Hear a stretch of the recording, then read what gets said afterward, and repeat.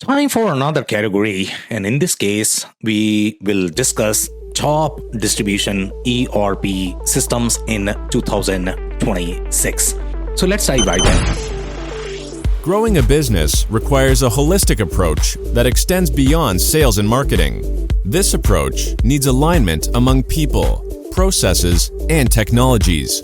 So if you're a business owner, operations, or finance leader looking to learn growth strategies from your peers and competitors, you're tuned into the right podcast. Welcome to the WBS Podcast, where scalable growth using business systems is our number one priority. Now, here is your host, Sam Gupta. Hello everyone, my name is Sam Gupta. I am principal at Elevate IQ. Elevate IQ is the independent vendor-agnostic technology advisory firm. We help our clients with technology strategy, system selection, and change management. On that note, let's go back to today's topic, which is the top distribution ERP systems in 2026. Before we look at the list, let's align our expectations how we define this specific category. So when we say distribution means all of different business models operating in the distribution-centric verticals. So that is going to include pretty much everything, whether you are going to be pure play distributor or you might be doing some manufacturing, as long as you have majority of your operations that are going to be distribution focused, then this list could be relevant for you. We are looking at all different sizes and different industries. For example, distribution could be in real estate, or it could be in construction, manufacturing. You could be distributing any kind of products, food and beverage. All of those will be bucketed under this list. But again, each of those size segments, as well as industry segments, are going to have very specific need. So that's where you need to pay close attention to the commentary as I touch on every single system. They have very unique DNA, the way they are designed, and they do really well in the specific market segments. So again, pay close attention to this. And again, this is a very short video, so obviously we will not be able to touch on every single capability that these ERP systems offer. This is a very, very, very generic video providing the overarching view of the market. So again, if you want to learn more, then you need to dig through resources on our library on elevateiq.com. Again, our goal is to provide you the insight into different variables and different factors that you need to assess as you vet these systems. So here, one of the factors as far as the distribution ERP systems go, the way their suites are designed, the way vendor approach these different market segment. One factor that you are going to have is whether you have e-commerce-centric operations or non-e-commerce-centric operations. Now, those two are completely different operations. Sometimes you are going to have physical locations, and physical locations drive very different capabilities than your non-physical locations. The kind of integrations that you are going to have are going to be very different as well. Industrial versus non-industrial vertical. Food and beverage distribution is a very different business than your industrial distribution business. So a lot of these systems are going to be designed towards the industrial distribution, so you need to pay close attention to that as well. The criteria that we generally use to compile this list, and for this specific list as well, we have used product share acquisition strategy aligned with the distribution-centric ERP verticals, product roadmap, community ecosystem, win rate, technology strategy, as well as investors. So all of those factors we have looked at. So now let's look at the list.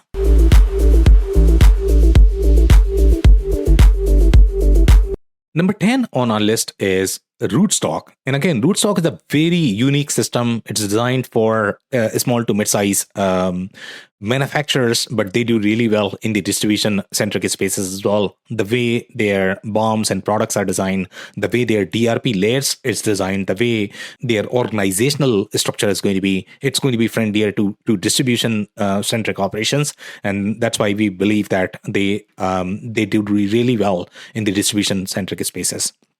But again, one thing that you need to keep in mind, depending upon how deep you are in distribution operations, one of the challenges that we learn and hear from our customers is that if they are going to be In the manufacturing-centric operations, generally they are going to have far more layered architecture. The way their organization may be structured. For example, they are going to have some sort of legal entity. Sometimes, for very complex operations, they might have something like domain or group. And again, domain and group is very different as well in how that works. And we'll talk about that when we touch on QAD. They have those concepts. So you have that, and then you are going to have something called legal entity. Sometimes you are going to have sites, and then you have the concept of shared sites, and then you are going to have warehouse locations. So depending upon how complex your operations are, when you look at distributors, they are going to structure this in a very simple operations. They are going to say every single site that we have is some sort of warehouse. I don't have 2-tiered structure or 3-tier or 5-tiered structure, and that's where the complexity is going to be, because you need to satisfy all of these dependencies. Manufacturers generally are going to have a lot more layers. So whether a system is designed for manufacturers versus distributors. For Rootstock inherits pretty much everything from Salesforce perspective. So they are going to have Salesforce org, which is a very different concept than how ERP systems would perceive it. And they have to satisfy all the constraints that Salesforce is bringing to the table. Obviously, Salesforce is a CRM system. It wasn't designed to be the ERP system, but Rootstock has done a wonderful job in mapping all of those dependencies and creating inside Salesforce ecosystem. But obviously, if you are very familiar and friendly, and your processes are very tailored towards Salesforce, then you are going to enjoy Rootstock, because every single transaction is going to feel very native to Salesforce. But if you are coming from very ERP-centric processes where you want to see, how your legal entities should be structured, how your sites should be structured, how your warehouses should be structured, that could be a slightly different experience with Rootstock. But again, Rootstock is a very, very, very unique system, and they are very well aligned to distributors. So that's number 10.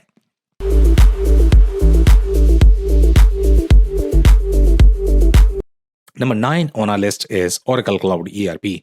And Oracle Cloud ERP is a very large system, generally for very large distributors, when you are going to have very complex business models from the distribution perspective. But then you might have other flavors. For example, construction, manufacturing. Sometimes you're going to have very complex distribution-centric operations as well. If you're combining all of those business models as part of your one layer, that's where Oracle Cloud ERP is going to be a great fit. But again, they are trying to satisfy dependencies from your enterprise-centric operations. So sometimes for smaller operations, they might be overwhelming just because they are going to have 5 or 6 different layers from the enterprise modeling perspective. Smaller distributors may not have all of those. And if you are going to utilize that, then obviously Oracle is going to argue that you can disable all of those dependencies, but disabling would require a lot of workarounds in satisfying those dependencies. So that's where the challenge might be for the smaller distributors. But it's an amazing system for distributors, and this is number 9.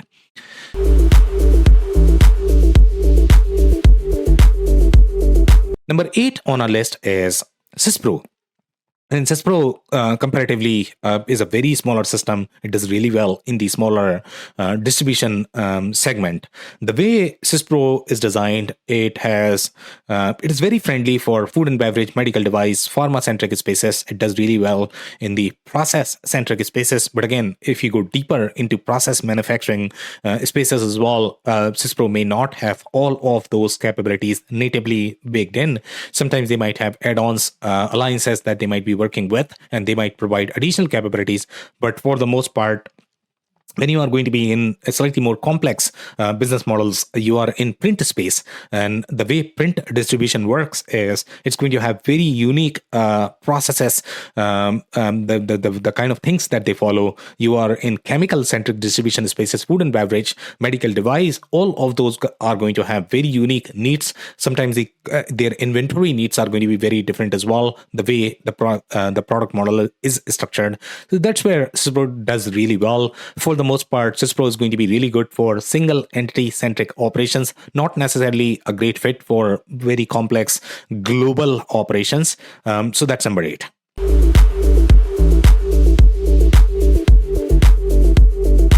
Number 7 on our list is Acumatica. And Acumatica is very comparable to Syspro as well. For for the most part, it does really well in single entity centric operations. It can combine many different business models as part of the product itself. So for example, if you are a distributor plus you do a little bit of manufacturing as well as construction, if you have flavors of all of those business models as part of your business processes, or in the future, if you are going to grow into those verticals, that's when Acumatica is going to offer a lot more leverage mileage in the long term. If you are expanding your business model, you are integrating from the business model perspective.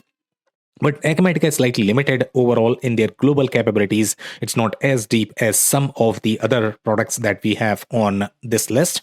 Overall, the product mindset is very good. The kind of UI that they have very good design principles that they follow for the product development. That's why sometimes their product development might not be as fast as some of the other ERP systems that we have on this list. But then they also have their ecosystem in which they have a large majority of the vendors operating.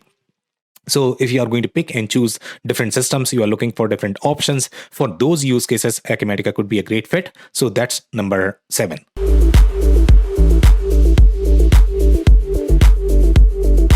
Number 6 on our list is NetSuite.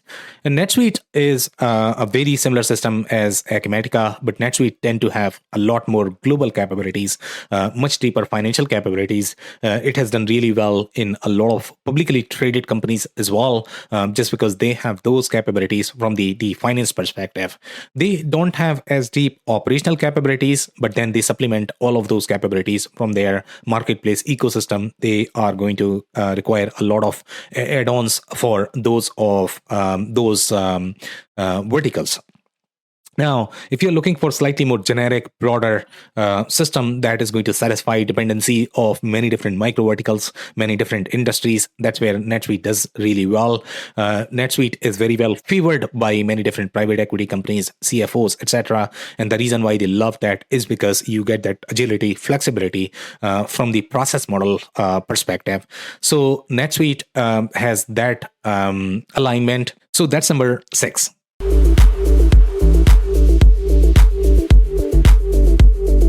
Number 5 on our list is Infor Cloud Suite Distribution SXC product. Now, this is very deep into industrial distribution space. And some of the integrations that you are going to find in the Infor Cloud Suite distribution space, they are going to be pre-baked and you are going to get the complete suite. The kind of processes that you are going to have, for example, buying group. Now, buying group is a very unique process in the industrial distribution space that may not be as relevant, for example, in the food and beverage distribution space or chemical distribution space.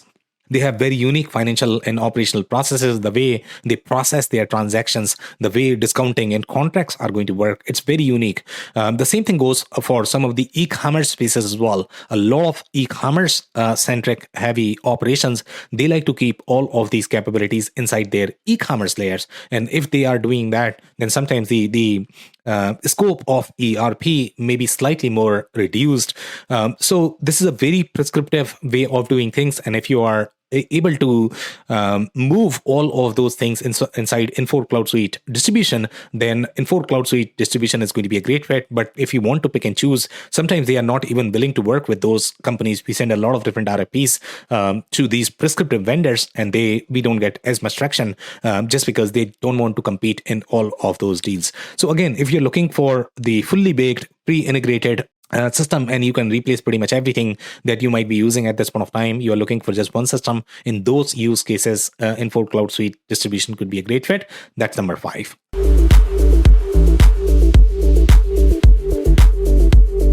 Number 4 on our list is Epicor Profit 21 as well. Epicor Profit 21 is also a very similar system as your Infor Cloud Suite Distribution. It does really well in those industrial distribution spaces. But inside industrial distribution as well, you have many different nuances and sub-industries, micro-industries. They have very unique processes. The way their product codes are going to be, the kind of integration that they like to utilize, the kind of product enrichment data that they are going to use.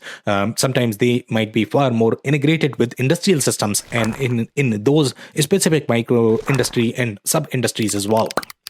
So that's where Epicor Profit 21 is a very unique system.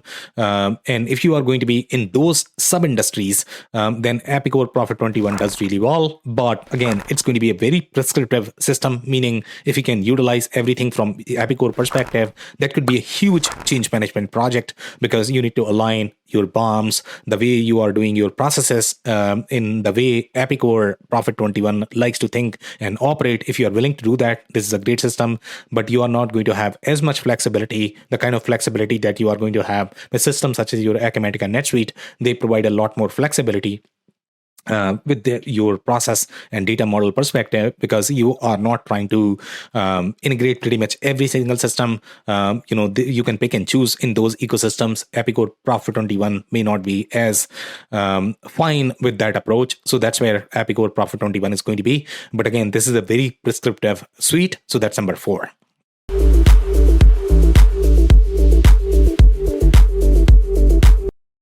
Number 3 on our list is SAP S/4HANA. SAP S/4HANA, in comparison to several systems that we have reviewed on this list, does really well in the large distribution-centric spaces when you have many different business models in the distribution verticals, and you are trying to bring all of them together.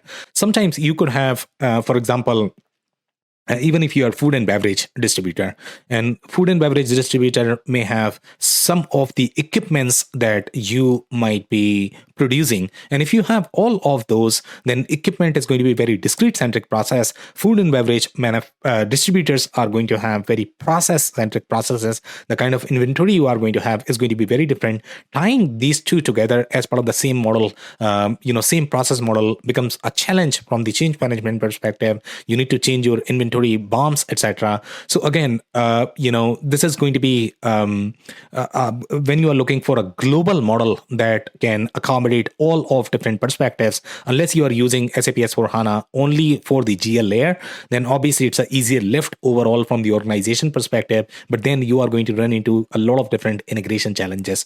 So depending upon your goals and objectives, if you're looking for very global system combining the processes of many different geographies, and you are trying to consolidate all of that from the process alignment perspective, then SAP S/4HANA is going to be a great fit. And that's number 3.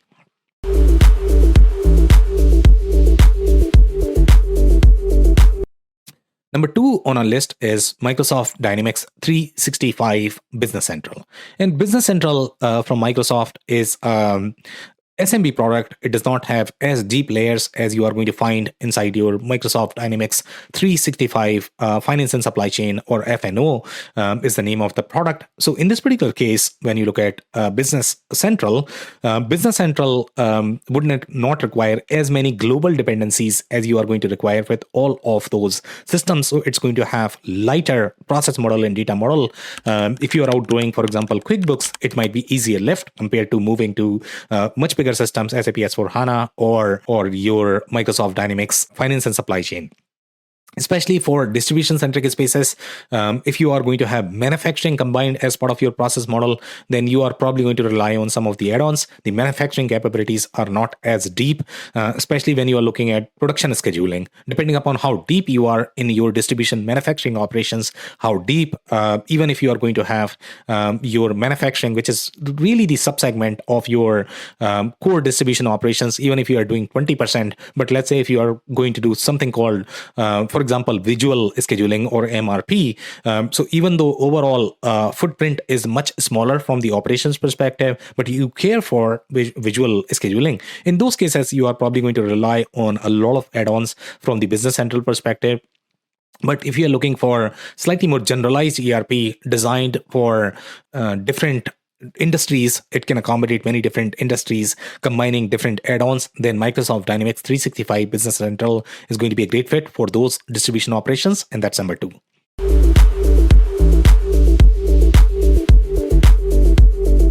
Number 1 on our list is another product from Microsoft, which is the Microsoft Dynamics 365 Finance and Supply Chain. Finance and supply chain product has far deeper capabilities from the distribution operations perspective, complex capabilities. For example, let's say license plate exists in the business central as well, but here you are going to have a lot more business tools that you can accommodate as part of the license plate pallet-centric operations. You are going to have far deeper bin-centric capabilities. You are going to have much deeper capabilities from the global operations perspective, the kind of trade compliance rules that they may have incorporated. Some of these smaller systems, they don't necessarily care for those trade compliance rules because it's not necessarily relevant for their operations. So Microsoft Dynamics F&O is going to have much deeper capabilities from the global capabilities perspective. The product model is going to be far richer. The Business Central product is going to have far leaner inventory model, product model. But again, depending upon how complex you are, how smaller you are, sometimes F&O could be overwhelming for those operations because you have to satisfy all of those dependencies that you have as part of the F&O or finance and supply chain product. So that's number one. If you enjoyed this video, we publish these videos on a weekly basis. So like and subscribe on YouTube. This is also available in the audio format on major podcasting platforms. And then we publish our digital transformation report annually. We are going to link that. It has much deeper matrix benchmarks to prepare for your ERP selection. And then we are going to link a report, which is going to have much deeper insights. Obviously, we could not touch everything as part of this assessment. That's going to have a lot more layers there, so you might want to check that. On that note, thank you so much for tuning in. I'll see you in the next video. Thank you for listening to another episode of the WBS podcast. Be sure to subscribe on your favorite podcasting platform so you never miss an episode. For more information on growth strategies for SMBs using ERP and digital transformation, check out our community at WBS.rocks. We'll see you next time.